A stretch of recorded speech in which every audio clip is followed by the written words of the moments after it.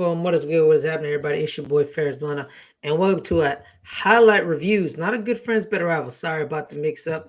That's Caleb.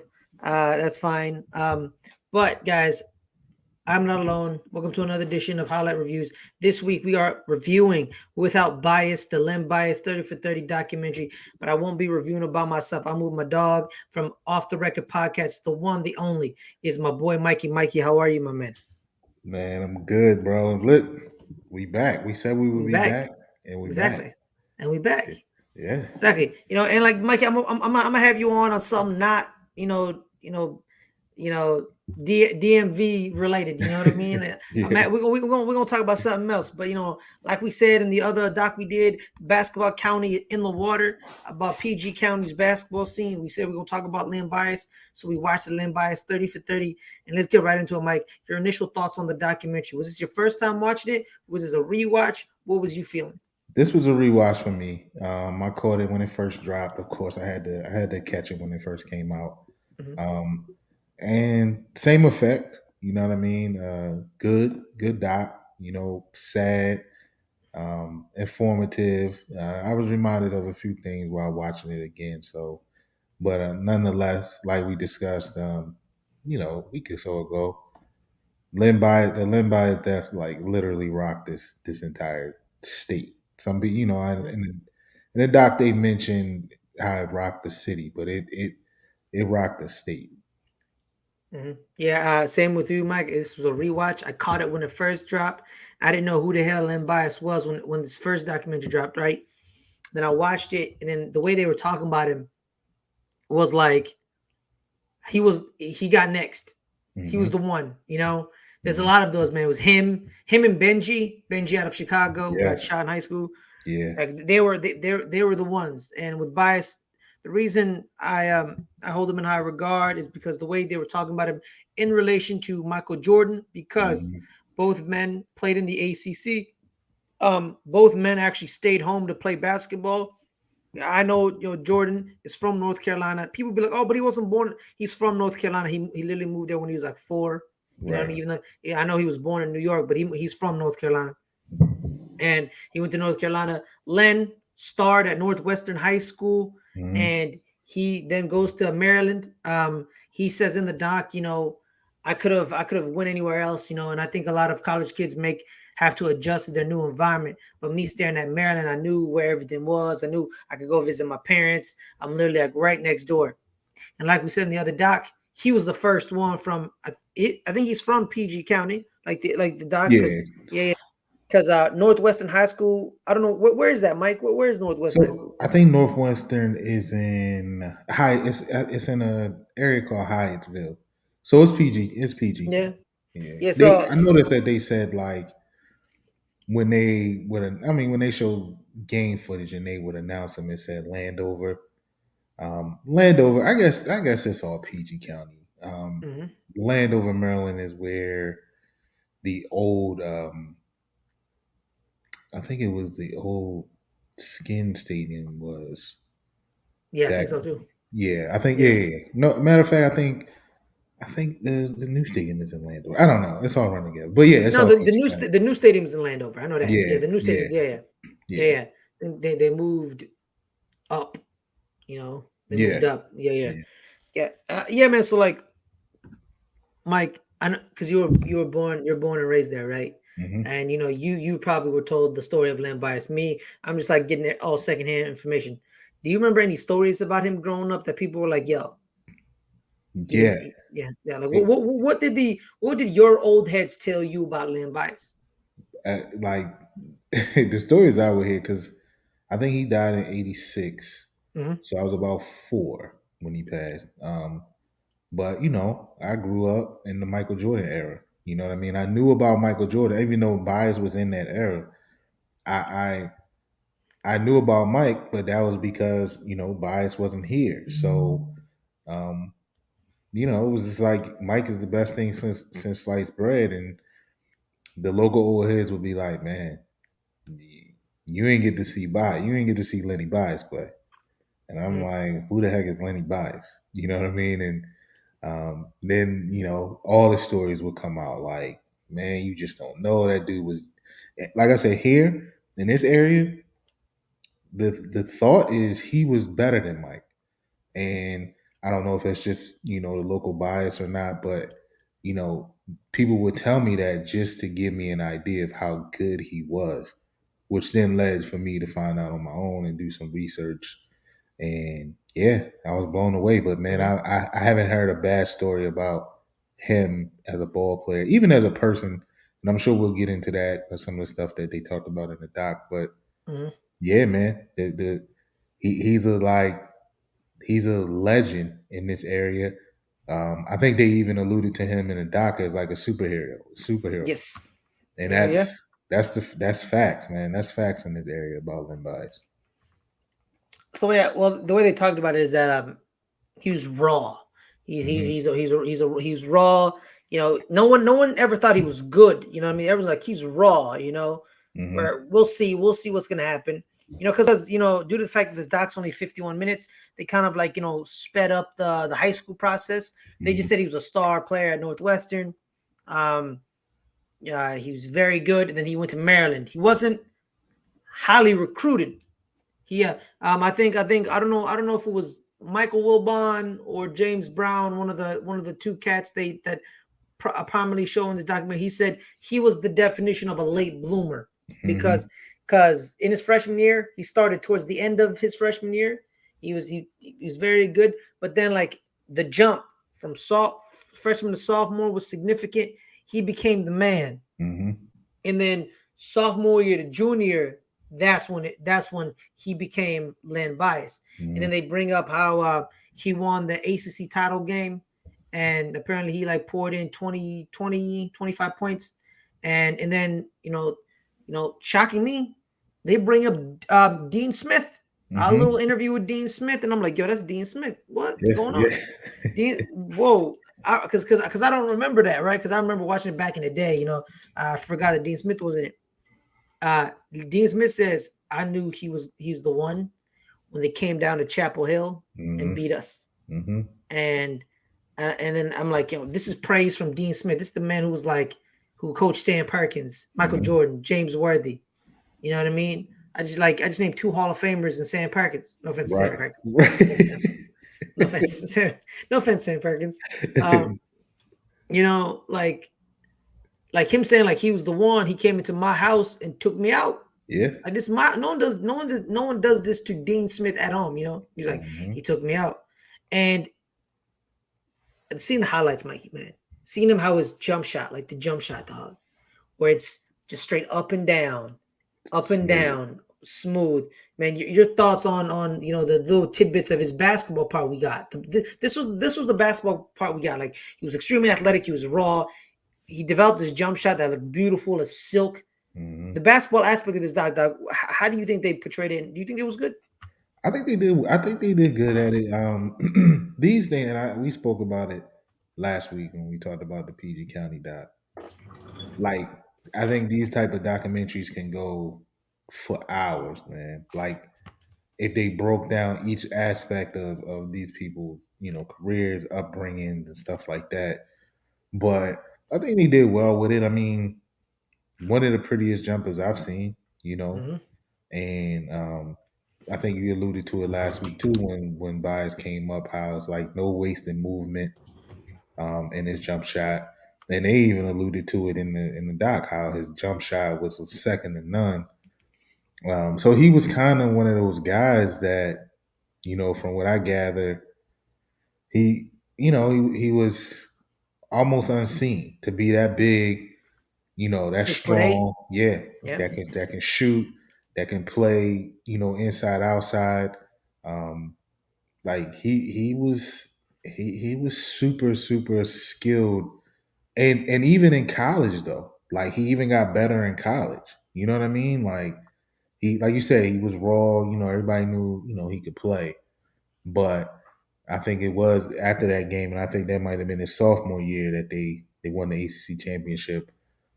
That's when the world knew, like, all right, this dude is gonna be something. And they said he realized it then, and that's when he Mm-hmm. started to work out with the football team and the weightlifting and stuff Mm-hmm. like that to really get a hold of his body. So Yeah, man, he's one of those freaking natures, man. And, that even you look at you look at Michael Jordan at that time, and when they showed them both in the same frame, like you could tell who was the bigger guy.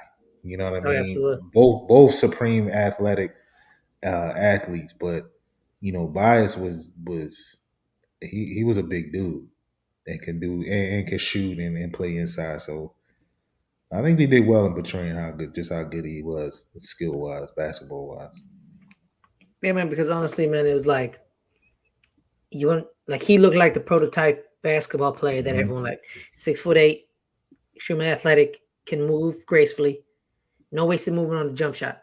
He was the evolution of the basketball player, you know. Hmm. Because back in the day, it was small guards like 5'11", probably 6 foot, you know, and then like the big centers, like the big ones, like you moved up in position like 5'11" guard, point guard, 6'3", 6'2" shooting guard, 6'7" or 6 or 8" small forward. Hmm. Your power forward was 6'10", 6'11" minimum, and your center was 7 foot. 6'11", probably 6'9" if you're like Bill Russell with your long hands, maybe, but Hmm. 7 foot. That's the center. The center is 7 foot. And Len and Mike were the evolution of their positions because it's clearly Mike played shooting guard, Len played small forward. Len 6'8", Mike 6'6". They Hmm. made the position bigger. That's what Penny did. That's what Magic did. They made their position bigger. And going into this, man, like I'm seeing this, like when you look at Len Bias, you're like the question is always how? How did this happen? You know what I mean? How? Why? Like we were robbed of his greatness. A lot of players that's happened to, we've robbed of their greatness. The person I bring up is Gabriel Rivera. He's a Hmm. defensive tackle who's drafted by the Pittsburgh Steelers. He never played a single game for the Steelers because he got into a car accident that paralyzed him.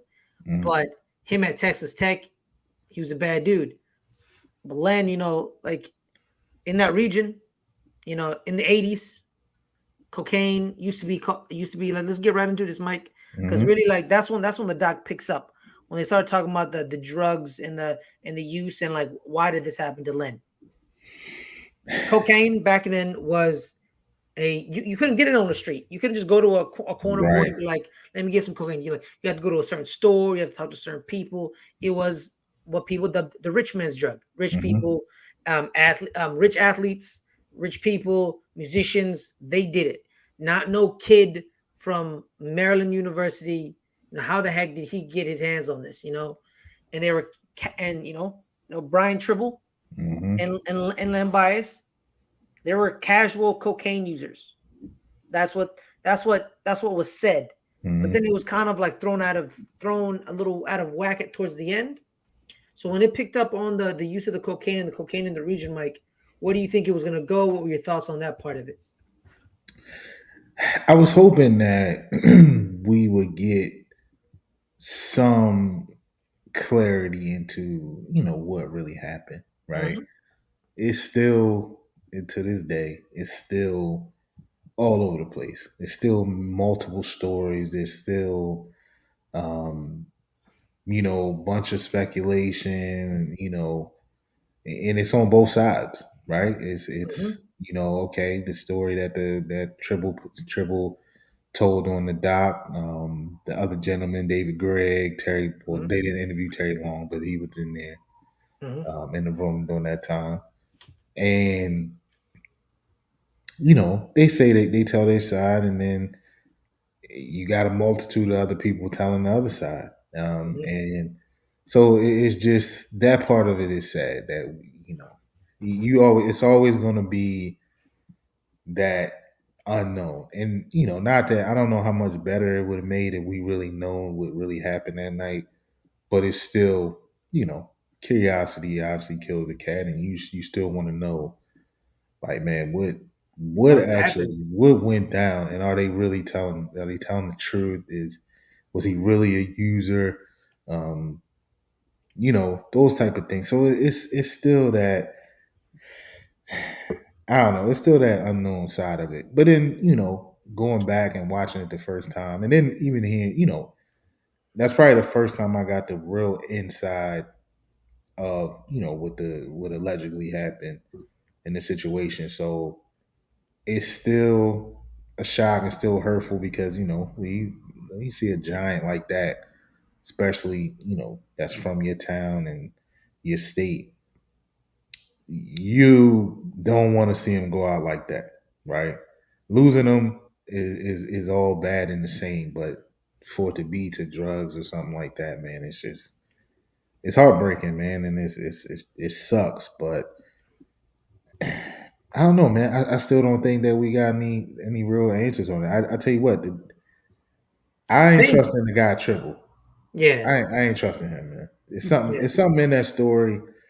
Um, it's something in that story that's just a little off to me. But the guy David Gregg, he said no matter who brought it in that room, nobody held a gun to his head to make him take it. So therefore, um, I guess in a sense, he has a point. But this is a terrible story all the way through, Yeah. man. So yeah, man. Honestly, I'm with you, Mike.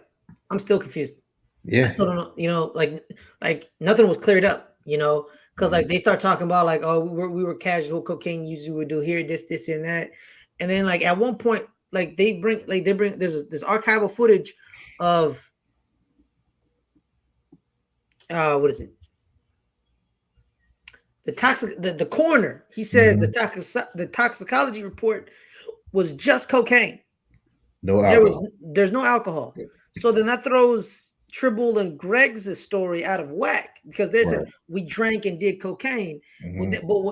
Then when Jeff Stewart and Keith Gatlin came in the room, we put the cocaine away and we just drank. Hmm. So I'm like, if that's true, cocaine and the alcohol would be in Len's system. You know what I Hmm. mean? Hmm. And then they bring up, and then I think one of them I don't know, I think it was a cop or a doctor said the drugs he had were crystal, Yeah. like pure. And Hmm. that's the thing that always had me tripping Mike for years. How the heck did a college kid from Maryland get pure cocaine? Hmm. Like not even just Len. I'm not even talking about Len. Like Tribble Yeah. or Greg's. And here's the thing too that I find really crazy to Mike. At the end, when they say Tribble was then arrested on an unrelated drug charge and served Hmm. 10 years. Tribble was a dealer. Yeah. Yeah. Yep. Like that's what I'm thinking. Tribble was a dealer. Yeah. That's why he got the pure cocaine, and he didn't cook it. They just took it straight. They took it You know what I straight. mean? Yeah, Yeah. yeah. That's what I'm thinking. You know what I mean? The odd thing about Triple Story, and Yeah. maybe you can co-sign this or correct me if I'm wrong. Did he not say that Long, the guy Terry Long, is the one that had it? Isn't that what Triple said, or that they weren't afraid that Terry was in the room because he knew that they used it? But it seemed like he was saying they got it. I took it as he was saying that Terry Long, who wasn't featured in this doc, Mm-hmm. was the Yeah. one that had it. I could be wrong. Maybe I misunderstood that, but that's the kind of feel that I got from it. Honestly, like my one gripe with this is when they were interviewing Tribble and Greg's, I didn't fully understand what the hell they were talking about because Greg's Yeah, seemed out of it. yeah, You know what I mean? I was like, yo, what's going on, dog? yeah, You know what I mean, you good? Like, he don't look coherent. And then with right. Tribble, yeah, with Tribble, it, it just felt weird when he would be talking, and I'd be like, you know what I mean? And then like I was trying to believe him, right? But then at the end where they said he gets arrested on a separate drug distribution charge, I'm like, bro, what? Yep, of cocaine. Three. Of I think. cocaine. What was it? Was it 3 years 10 later? years. 10 years. Oh yeah. Wait, 2 to 3 years ago. Yeah. Then he got 10 years. Yeah, yeah. So I'm like, It's just. that's like I think him and Long were the connect. Mm-hmm. They knew someone who can get them pure cocaine, Mm-hmm. you know? Hmm. And honestly, man, it's sad because their stories again, Mike, it's thrown out of whack when the doctor says there is no alcohol in the system. Yeah. There's no alcohol in the system. Yeah. I don't know if alcohol like disappears, how long it stays in your system. I don't know. I think it disappears after like a day. Yeah. But like like out of nowhere, then your story is already like not like I don't believe you Yeah. because the doctor literally just said what you said is not true. Yeah. And There's you so know many what? holes in that story, man. There's so Yeah, many holes in that story. Even like yes, the dad was alluding to that the coroner said, or the toxicologist said, that it was no presence of the drug in his nose or anything like that. yeah, he drank And it. yeah, or no needle marks or anything. So it's like it's something is I don't know. Something is it's How was all it? How was it consumed? That's the thing that everyone's confused. right. How did he consume it? You know what I Right. mean? Right. Most people do cocaine. They sniff it through the Hmm. nose, or I don't know. I've never done cocaine. It's the only Right. yeah, like you know what I mean. Like that's the only thing I know because the TV. Right. Right. So I don't know. Again, Like that yeah, unknown man, but that the triple he didn't help his case. You know, yeah. I say that. Well then Mike, when he passes away, it becomes a symbol of drug of what happens when you do drugs, right? They basically used him as a symbol, right?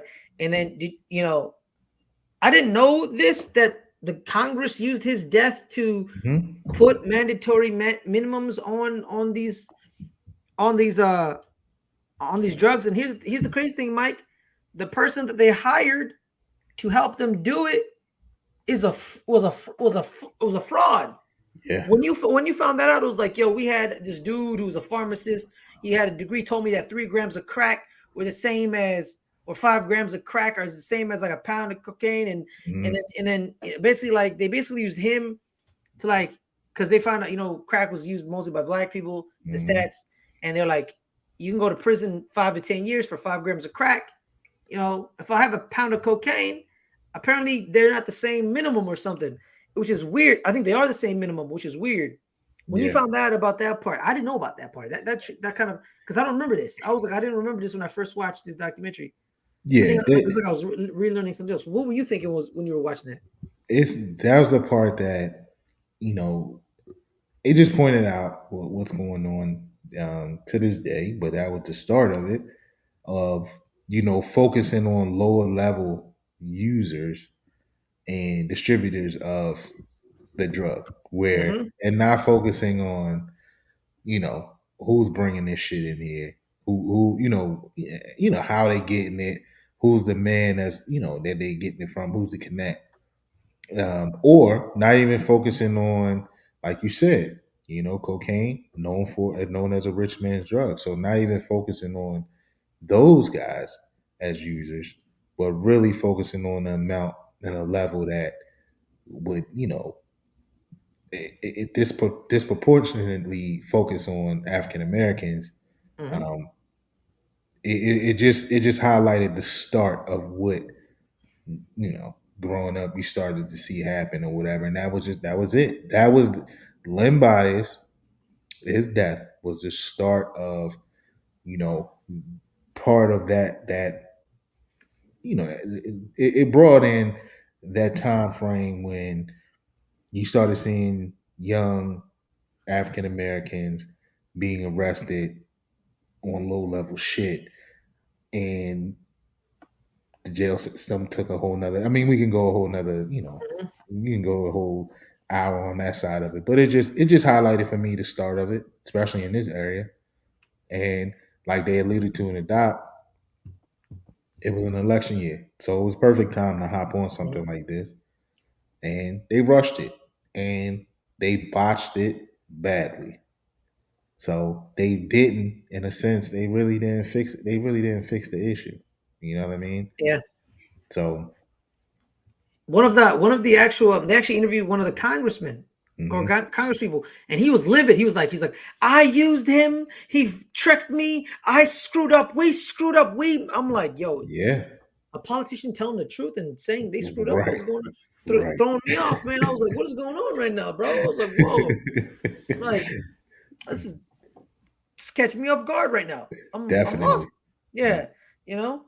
So honestly, like Mikey, man, let's go to the family, man. Let's talk Mm-hmm. about the family real quick.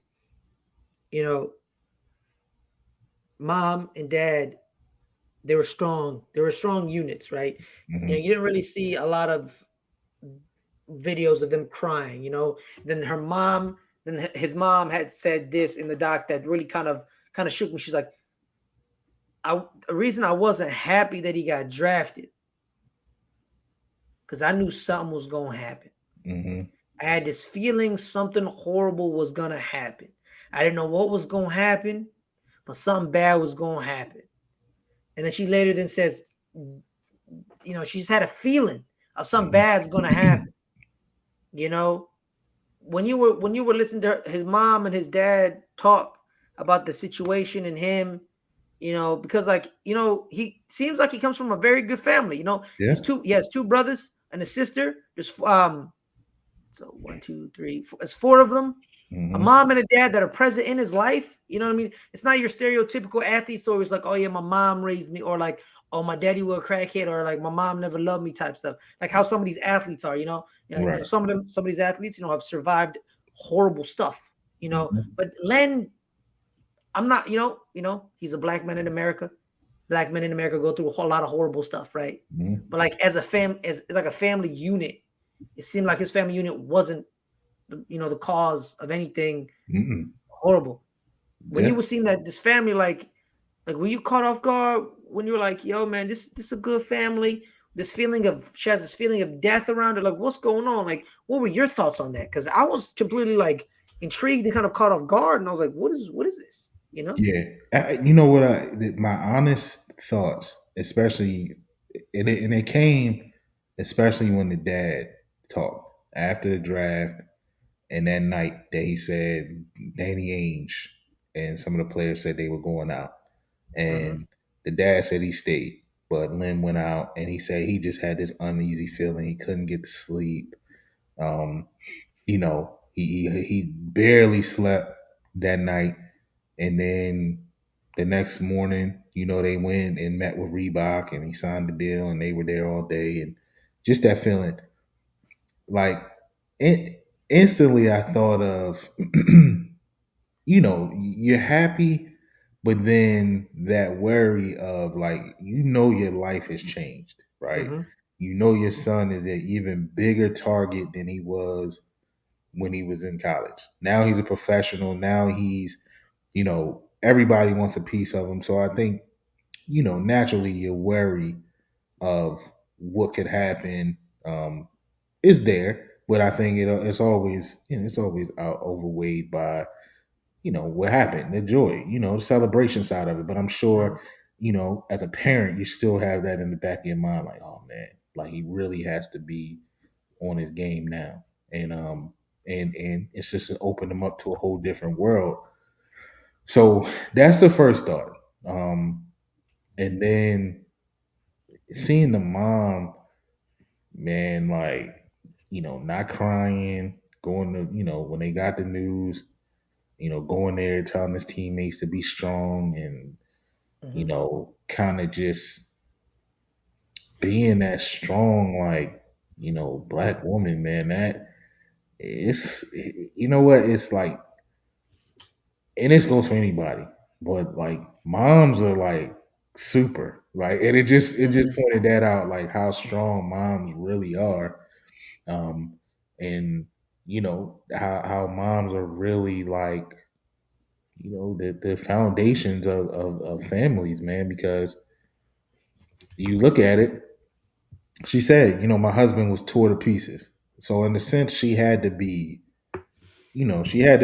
strong Mm-hmm. in that moment. You know what I mean? And just her spirituality that was giving her, that indication that, man, something is not a good feeling here. Something's gonna happen. Um, it's eerie, but it's like one of those things that I'm not surprised. It also put me in mind of my own grandma, like my grandma, like would say things like that, like, we'll be all happy, like, all right, I'm going out, and my grandma would just be like, be careful and look Mhm. out for this or whatever, whatever. And you just be like, man, we good. But then you go out that night and then something happens. Somebody gets arrested or a huge fight at whatever party you went to or something like that. And it's just like, man, you know what I mean? Like these are Mhm. things as you grow up, you gotta look out for and be prepared for. So it is one of those things that, it does catch you off guard, but they say a mother's instinct, man. They Right. have it. And I think it showed there, man. Hey man, honestly, man, because you can see how distraught they were because they didn't just lose one son, right? They lost Yeah. two sons, right? Because then they start talking about towards the end of the doc. Jay Bias, Len's probably I think his younger brother, like the second Yeah. brother. There's Yeah. Brian, there's a daughter, and then there's Jay. Hmm. And apparently Jay got shot, or Jay got into an argument at a K Jewelers Hmm. and got shot in the parking lot.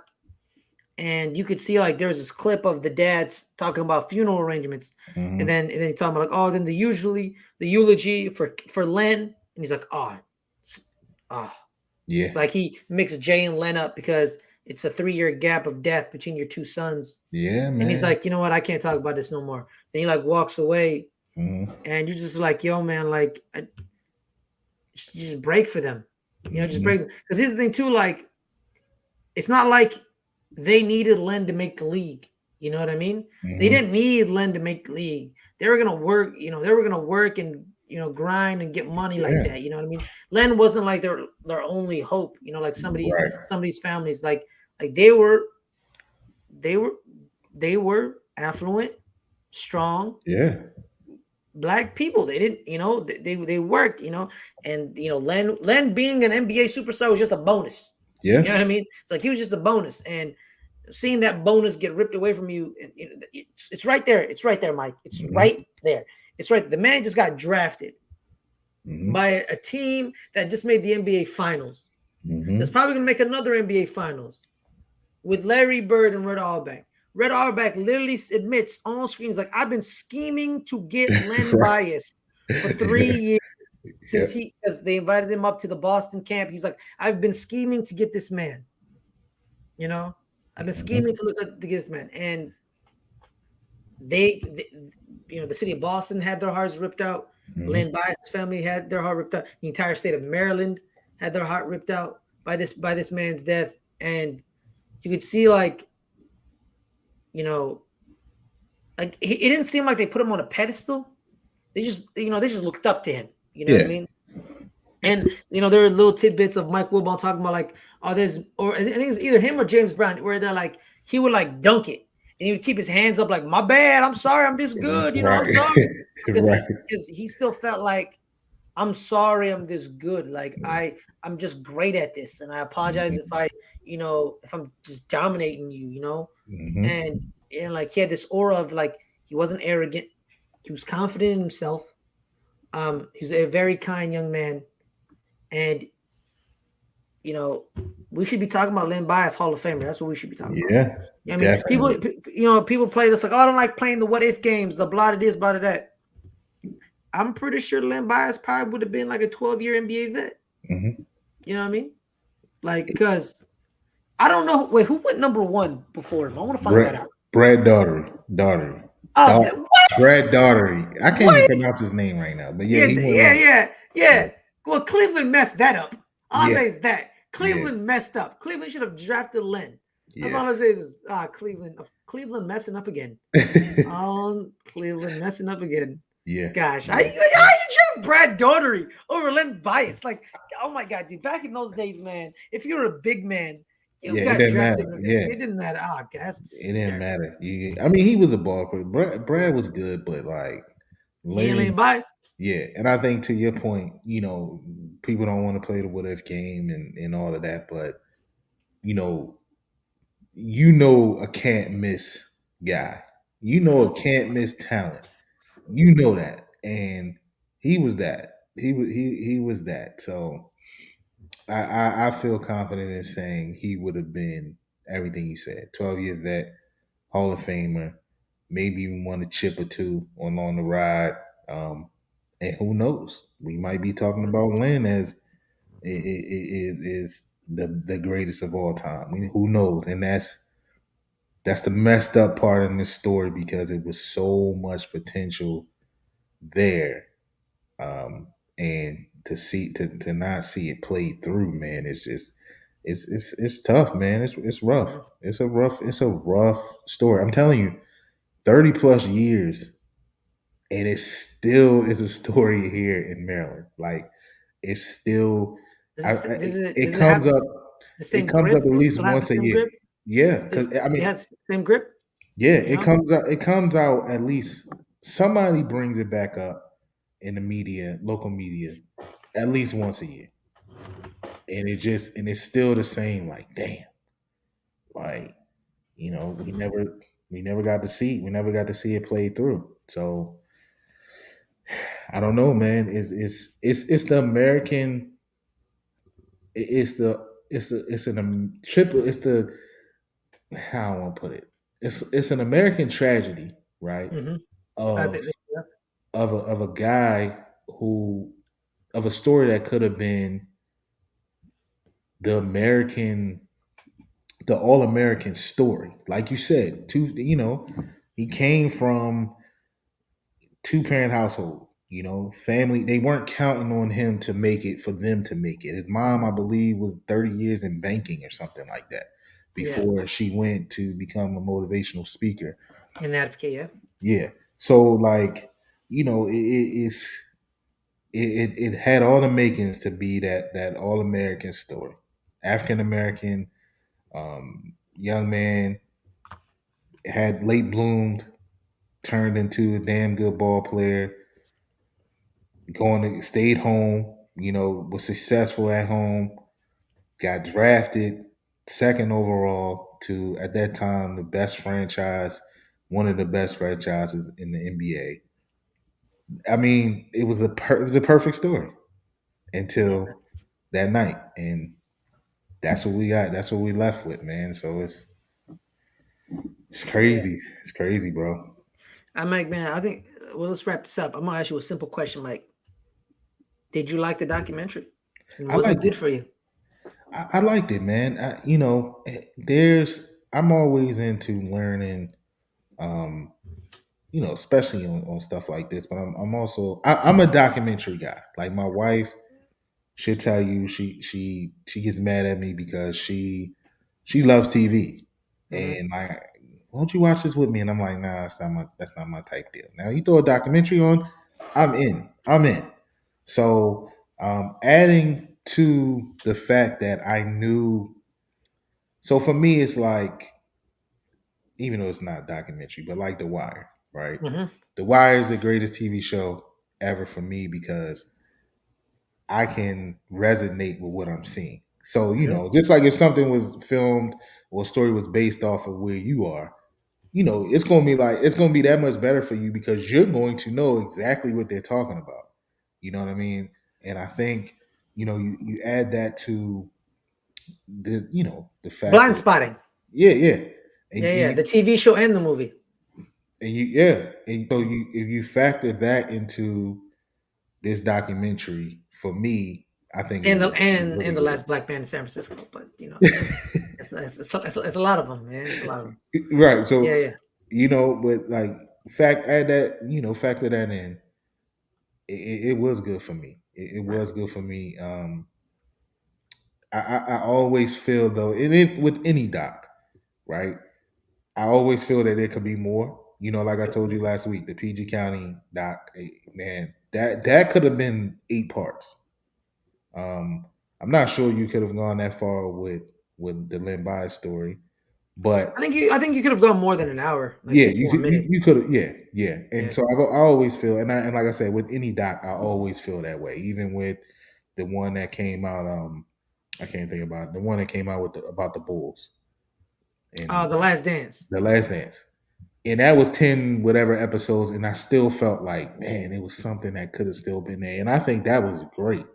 But so that, me saying that is not a knock on the doc. I enjoyed it. Um, Yeah, I thought it was good, and I still learned some things about the situation, even though I grew up around here, so yeah, it's good. yeah, man. Same, Mike. I quite enjoyed it. It was kind of like a. I kind of felt like it's the first time watching it, even though I've watched it before. You know what I Mm-hmm. mean? So Mm-hmm. I've watched it bits, bits. Like and then it's just like sometimes I'll be forgetting stuff, and then like just rewatching stuff, and like be like, oh, whoa, whoa, whoa, what? Like Mm-hmm. the J thing. I completely forgot about that. Um, Tribble. I never thought Tribble was that like untrustworthy at the first, but now I'm like, yeah, I don't really, you know what I mean? Yeah. Yeah. You His know, and then story like is. noticing when Greg's talks, it was Mm-hmm. like, yo, what's wrong with you, dog? You good? Yeah. You know, and noticing how much they used John Thompson, Yeah. Big John. I'm like, John's here, like I love Big John. I love John Thompson. John Thompson's the man. You know, he grew up with the Listen, cow. You know what John I mean? Thompson here is another. He's a legend. He's another local legend here. Yeah. John, You know what? You know JT is what? Hey that man. man. Hey, you know what? You know what, Mikey? I think I got another doc we can watch. That's One of my it. favorite ones. One of my favorite documentaries. Requiem for the Big East. Let's do it. Yeah, man. Let's do it. You Let's know, do probably it. yeah, probably get a couple folks who likes themselves some good college Big East basketball. You know what I Yeah. mean? Yeah. No, yeah, man. But like, I quite enjoyed it. You know, I learned a lot more than I previously known. Man, I love documentaries too, Mikey. You put a doc on, I'm like, I'm watching this. Yep. You know what I mean? Because I want to know. Like that's always been me. I want to know. I want to know and why. Why Mm-hmm. and know. That's my thing. You know. Mm-hmm. And I got more. And I'm gonna say this, man. I'm gonna say this with full confidence with my chest. Full confidence with my chest. As me, a 23-year-old young man who's never even sniffed the 80s. Len Bias would have been better than Michael Jordan. Yeah, I said it. I Oh said man, it. I you said gonna it. drive some people crazy. But I tell you what, people in here in Maryland are gonna love you for that. Hey, man. They're gonna love you for that. That, I'm not willing to go that far, no, you I know know. because it's a massive what if. But like, you know what? Who But doesn't, pissing off a couple people? That's kind of yeah, my what's forte, wrong? Mikey. You know what I Nothing mean? wrong. You There's know, nothing yeah, wrong nothing with wrong with that. that. Ain't nothing wrong with that. And on that note, man, ain't nothing wrong with this, man. Guys, come back and watch it. You know what? You know what? Screw Mikey. Our next one, Requiem for the Big East. That's what we're gonna do. We're gonna talk Yeah. about the Big East, baby. John Thompson, Lou Carnesecca, Jim Boeheim, Mm-hmm. Rolly Massimino. You name it, we're gonna watch it. You know Mm-hmm. what I mean? That's what we're gonna watch I'm next. in. That's number 3. You know, guys. Thank you, guys. Make sure to stay safe.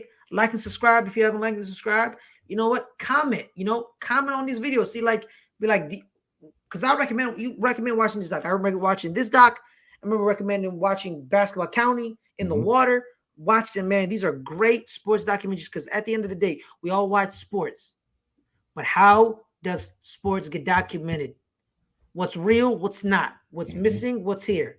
That's why I want to review these. That's why I want to review these, man. I want to find out if they get the documentation correctly and accurately and articulately. How good are they? Mm-hmm.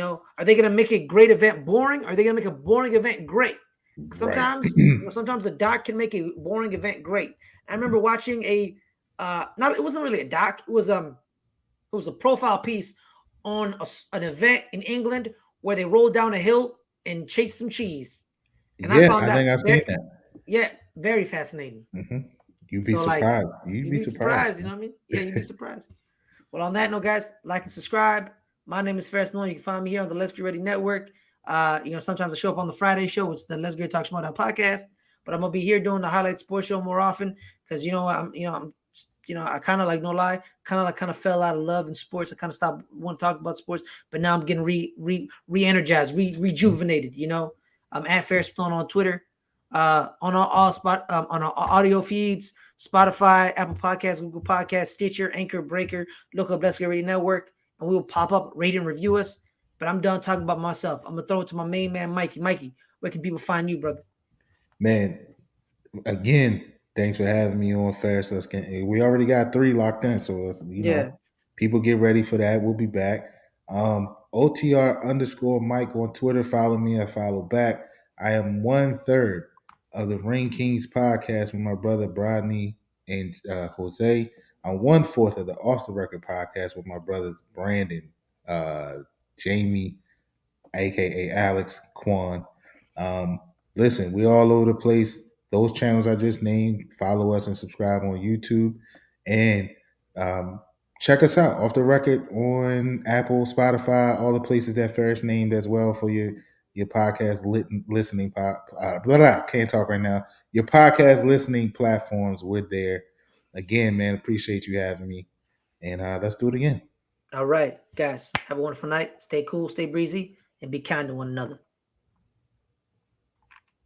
There we go.